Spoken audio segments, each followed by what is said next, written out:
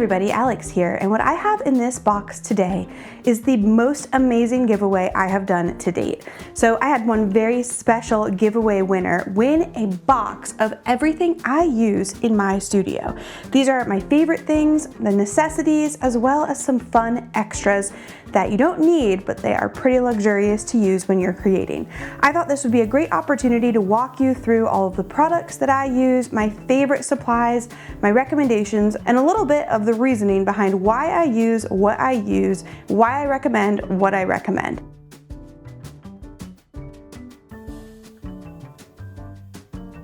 I'm a big believer in you don't need one of every supply that's out there, and actually a lot of supplies are kind of gimmicky. I think you need a few high quality supplies that you can use over and over and over again for years to come. I'm going to walk you through my absolute essentials and recommendations. Let's jump in with one of the most important things when it comes to painting, and that is the paint. While I'm getting these paints out of the boxes, let me just tell you a little bit about my philosophy on paint selection. It's really tempting to get one of every color on the market. You can have sets of 36 or 48 paints, but the truth is you only need a few paints to be able to do everything. In fact, you can have just 3 paints, yes, 3 paints, and they can mix up just about every color. What I wanted to do for this giveaway though is give the winner the exact paints that I use in my painting palette. And so this is my palette that I use every day in my studio when I'm painting, and I wanted to recreate this for a lucky winner with a couple adaptations, because if I was to make this palette again, I would change it a little bit. For one thing, I never have used this buff titanium, so I am not going to include that in my future palettes. I grabbed a different purple for this one because this purple is a mixture of ultramarine blue and quinacridone rose. The purple I'm giving is a separate single pigment color. I never use this green and I don't remember what it's called, and everything else is pretty much the same. Now, like I said, you only need a few colors. You need yellow, you need pink, and you need blue to mix all colors. But some convenience mixes like these dark greens, like a nice orange, like some of these earthy colors can be so useful when you're painting. So let's take a look at the colors that I have here in case you're interested in having the same palette set up as well. And I have a link in the description to all of these colors and the paint names in case any of them sound kind of funny. All right, so to start out, we have Nickel Azo Yellow. That is one of my top primary selections. This is one of my favorite paints. It's a beautiful primary yellow. It has a really nice shift from a cool yellow to a warm yellow, and it has a really deep mass tone, so you can paint really, really deep dark yellows with this beautiful Nickel Azo Yellow. Coming up next is my transparent Pyrrole Orange, a beautiful bright clear orange. Then we're going to jump over into Pyrrole Red Light. Now, if you've struggled with mixing a beautiful purple color before, it's probably because you're mixing red and blue. I challenge you to instead use a beautiful pink color to mix purple. What I have here is Daniel Smith's Quinacridone Rose. That is one of my most used pink paints when I'm painting. Then I have Alizarin Crimson coming up next by Core, and you can see from the tubes that Core is one of my favorite paint brands. I love Core paint. They have a beautiful flow to them, they look really beautiful when you're using them, and they have a really vibrant color. Then Quinacridone Magenta. Now that is probably one of my most used colors as well. Nickel Azo Yellow and Quinacridone Magenta are 2 of my 3 favorite primary colors. Following our pinks, I'm going to put the purple down, and it is Dioxazine Purple. Then we're gonna jump into our blues with Ultramarine Blue, Phthalo Blue, Green Shade, and we're going to go right into our green mixes here. I have Hooker's Green, and the core formulation of Hooker's Green is actually quite a bit darker and richer than most other brands. So I recommend if you struggle getting a nice, beautiful, deep green, use this Core Hooker's Green. Next up, I have Core Sap Green, a beautiful color, and of course, I am primarily a botanical and floral watercolor artist, and these colors reflect the palette that I use to make beautiful floral paintings. I have Core's Green Gold. This is another color that you're gonna see the name in other brands, but the Core version is a little bit different from other brands, so if you'd like something really punchy, bright, and vibrant, make sure you grab that one. Coming up next, I have burnt sienna, and that is a substitution. I've been using transparent red oxide in my palette, but in the future I'm going to sub burnt sienna for that. And then we're coming up on brown umber and Payne's gray. This is the palette that I recommend, especially if you're interested in floral painting. All right, so once you have your tubes of paint and you're ready to go, what do you do with them and where do they go? Well, I've showed you my palette here, and putting them into this palette is really easy. You're just gonna unscrew the top of it and squeeze it in gently from back to front. And then I usually like to let it sit for about a day so it starts to cure and dry a little bit. Remember, with watercolor paint, a little goes a long way, and so it tends to be wasteful to use a lot of the watercolor paint straight from the tube. That's why we have them here, and you can see they're totally dry, and we can reactivate those with water. This is my favorite palette. It is not expensive. You can usually find it for about $10 or $11, and it's made by a couple different manufacturers. You can see here is the one that's going in the giveaway box. It has a beautiful purple color. It has a watertight seal around the outside, and it comes with a special extra mixing palette. Like I said, for any of the paints that are going in here, you just squeeze it on in. And there'll be a couple extra spots for you to find your own favorite colors as you paint and create your own palette. All of these paints and the specific colors are linked below, or you can go to alexkincaidart.com/supplies for a full clickable list of all of the supplies you're seeing in this video. Once your paints are in the palette, it's time to actually use them. So I am giving away one of my favorite little extra supplies. It is the Ultimate Rinse Cup from the Paint Puck company. Now this one is sealed and beautiful and clean in the box, so here's the one that I use in my studio. You can see that it has this nice kind of silicone outside here that is super flexible, so it makes it easy to take apart and clean if you need to. And it has these bumps on the bottom, which is a soft place to clean your brushes out as you're going. One of the cool parts about this is that it has all of these little claw-shaped pieces up here. That is so that you can snap your brush right into one of those holes and it can drip dry. You can maintain the nice shape of your brush. So we have a green one of these Ultimate Rinse Cups going into this giveaway box as well. And of course, you're going to need watercolor brushes. My favorite economical, high quality, and really beautiful paintbrush is the Princeton Heritage line of paintbrushes. They come in a variety of sizes from super small all the way up to super large, and they tend to be very affordable and long lasting. Now, as a quick reminder, when you get a paintbrush in the mail and it comes with this little protective piece of plastic on it, you can throw that away. Don't try and put it back on the paintbrush because then you're going to end up hurting the brush bristles. Another quick reminder, when you get a new paintbrush, those bristles are going to be a little bit stiff. They have adhesive on them and you just need to swish it around in your water, or better yet, in your paint puck, and that adhesive is going to come right off. In this box, I'm giving away super teeny tiny sizes that are below 0 all the way up to these huge round brushes, a size 24 and a size 30. Those are some incredible brushes.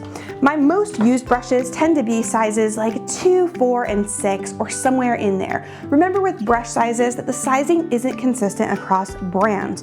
So you want to use a brush that can hold a lot of paint and water, that holds its shape really well, that comes to a nice defined pointed tip just like this, and that feels comfortable in your hand. I love the Princeton Heritage brushes. They are my top recommendation for an affordable, high quality watercolor brush. Okay, I'm gonna put these supplies back in their boxes, and then we're going to talk about paper, pencils, drawing, and more. Paints and brushes are important, but do you know what the most important watercolor supply is? It is paper. It is absolutely essential to invest in high quality, artist grade watercolor paper. There is no more important watercolor supply than high quality paper. And I know it can feel kind of scary at the beginning. It can feel a little bit daunting. You might buy some and say, I am not worth this good watercolor paper, but I promise you, you are. Not only are you worth it, but if you learn to paint on bad quality student paper, you're actually going to have to relearn those skills when you switch to the good stuff. So start as you mean to go on with high quality watercolor paper. In this giveaway, I am giving away my favorite paper, which is Arch's watercolor paper. This particular one is a block of 7 by 10 inch watercolor paper. A block of paper means that it is glued on all sides. That helps keep the paper flat and prevents some warping when you're using lots of water. Something that happens to almost everybody who buys a block of Arch's paper is you open the front and you are confronted with a sheet of black paper. Panic ensues as we're all worried that we have bought black watercolor paper, but this is just a protective sheet. You can see up here that there's one spot where the paper is not glued together, and so you can insert a palette knife or a credit card, something like that, and gently remove the paper by pulling it around all the way. Now in this giveaway box, I included a 7 by 10 inch block of watercolor paper, and I included cold pressed watercolor paper. Cold pressed is a little bit rougher than hot pressed paper. It has more texture to it, where hot pressed is really smooth. However, cold pressed paper is much easier when you're starting out as a beginner. It's kind of finicky to paint on hot pressed paper. So I recommend if you're just starting out or you're looking to do lots of wet into wet techniques that you go with cold pressed. In this giveaway box, I also included a larger block of 11 by 14 Arch's paper, as well as a pad of paper, so it's not glued on all sides, of 10 by 14, and then of course we have this beautiful block of 7 by 10 inch Arch's high quality 100% cotton 140 pound watercolor paper. I know that I say this a lot, but it bears repeating. There is no more important supply when you're learning to paint than the surface that you're painting on. Go ahead, grab some good paper and see what a difference it makes in your artistic journey. There's other kinds of paper that we use when we're creating as well, and this is one of my favorite sketch pads. It's 9 by 12 size and it has lots of paper with a really smooth finish and perforated edges. This is the book that I use to create sketches or ideas or even to take notes while I'm painting. To draw on this, I have included 3 black wing pencils. These are super high quality drawing pencils with a really smooth line to them. They also have these cool removable erasers, so you can scoot the eraser up and you can even buy replaceable erasers if you need to. And then to sharpen these, I am including a little bit of a luxury art supply item. This supply is not strictly necessary, but it is super fun. It is this Carl Angel 5 pencil sharpener. Kind of looks a little bit intimidating, doesn't it? Well, I have a brand new one in the box ready to go. This is the one that I use in my studio. To use the Carl Angel 5 sharpener, you stick the pencil in and you lock it in place. And then as you turn this, it pulls the pencil in and it results in one of the sharpest pencil points that you can get. I highly recommend this pencil sharpener. Is it necessary? No. But is it fun? Yes. All right, let me demonstrate. I just grabbed this pencil off of my desk, and so I squeeze this and push it out, put the pencil in, and then it locks it into place there. And then I'm just going to sharpen it, hold these buttons to release, and you can see that we have a super nice, sharp, pointy pencil. This works great for colored pencils as well. It is a little bit of an investment, but it is also a really great product. This video is my honest review. I wasn't given any of these supplies. These are actually things that I stand by and use in my studio whenever I create. These are products that I love, that I've used for a really long time, and that I go back to over and over and over again. And I have a complete supply guide that is clickable if you would like to check out the exact same things that are in this video. Now, when it comes to getting a drawing onto our watercolor paper, if we have sketched something that's really beautiful and we actually want to move it onto our expensive, beautiful, high quality watercolor paper, my favorite way to do that is by using an LED light pad. So I'm including a light pad in this giveaway as well. It's super easy to use these. You turn them on, you put your drawing on, and I have an example here. So here's a drawing that I've done. You put your watercolor paper over it and then you trace. Then it's on watercolor paper and you can go ahead and paint right on that watercolor paper, but you don't have any sketchy lines or messy areas. When you've taken your line drawing and traced it onto your watercolor paper, it's important to erase that line just a little bit to lighten those lines up a little bit. You don't want to use a traditional eraser for that because it can damage the watercolor paper. You want to use this little guy. This is a kneaded eraser. You can see here, this is the one that I have on my desk that I use all the time. It's a fairly inexpensive supply, but it is so useful in the watercolor world. Usually I'll kind of roll it between my hands and then roll it over the pencil line drawing so that I can remove the dark lines and just leave a light outline. Here's a top tip for you. Only erase section by section as you're going so that you don't lose the lines and the hard work that you did when you drew and traced that image onto your watercolor paper. Not all kneaded erasers are created equal. The Faber-Castell brand kneaded eraser is my favorite because it comes in this protective case and it stays soft and workable for a really long time. Other kneaded erasers I've had are really hard, they're not malleable, or they harden up over time. This is the best one that I found. It comes in a few different sizes, and this is going in the giveaway box. Have you heard of line and wash? That's when we combine ink with watercolor. These are my favorite pens for the line and wash technique. They are water resistant and they come in a variety of nib sizes. So you can draw things that are very fine line for details. It goes all the way up to a larger nib for creating outlines. When you're doing the line and wash technique, you can go right onto your paper with it after you've painted, or you can do it before you've painted and then paint over it. But you want to make sure you're using a water resistant pen and you want to test it out with your supplies before you get too far into that process. These are my favorite. They are the Unipin. I like these because their nibs are a little bit stronger than some other brands I've tried. They're a little bit more resistant to damage, and I've really enjoyed using these in my artistic practice. All right, we're getting to the final few things that are in this giveaway box. I want to talk to you about some extra preparation you can do to your watercolor paper when you're painting. Some of this you may have heard of before, and some of it may be new to you. If you want to really preserve the whites and the highlights on your watercolor paper, there is nothing quite like masking it. Masking refers to putting this liquid substance onto the paper, letting it dry. When you paint over it, it protects the white of the paper, and then you can gently remove it once everything is dry to show the paper again. Now, I have tried many different kinds of masking fluid, and this one is my favorite.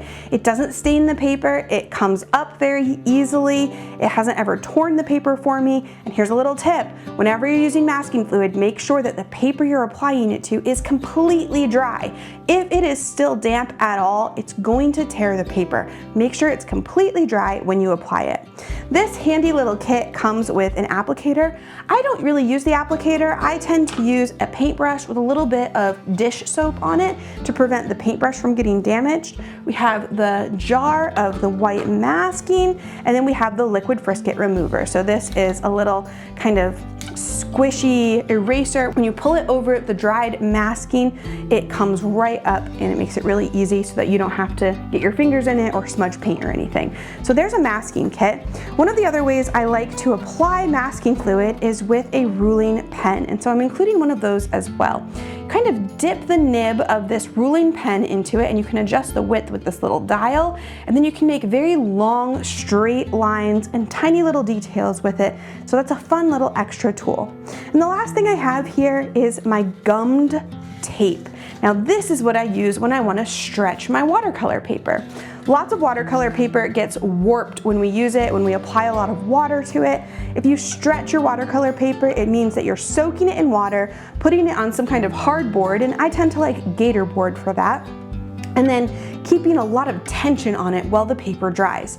That means that when you go to paint on it later, it's going to stay flat and it's going to dry flat. So what I'll do is I will soak my watercolor paper, I'll put it on the gator board, and then I'll use this special water activated tape to adhere the sides of it down, and it holds it down with lots of friction. All right, it is time to pack this giveaway box up. Let's do that together while I tell you a few little tidbits about how you can learn more about watercolor and supplies that are perfect for your creative routine. I also touched on a lot of techniques today. I talked a little bit about watercolor paper, about stretching your paper, using masking fluid, how to put your paints in the palette, and so many other things that are essential foundational steps to understanding watercolor, regardless of what kind of subject matter you want to paint. If you'd like more information on any of those and to learn along with me, check the description for links to tutorials and classes, as well as more information on my botanical watercolor membership, the Garden Studio. I hope you've enjoyed this deep dive into my supplies, and congratulations to Sarah, who won this box of incredible supplies during my recent workshop. I'm excited to hear what she thinks about it, and I'm excited to hear your questions, comments, and feedback in the comments below. Until next time, friends, happy painting and creating, and I will see you soon. Bye!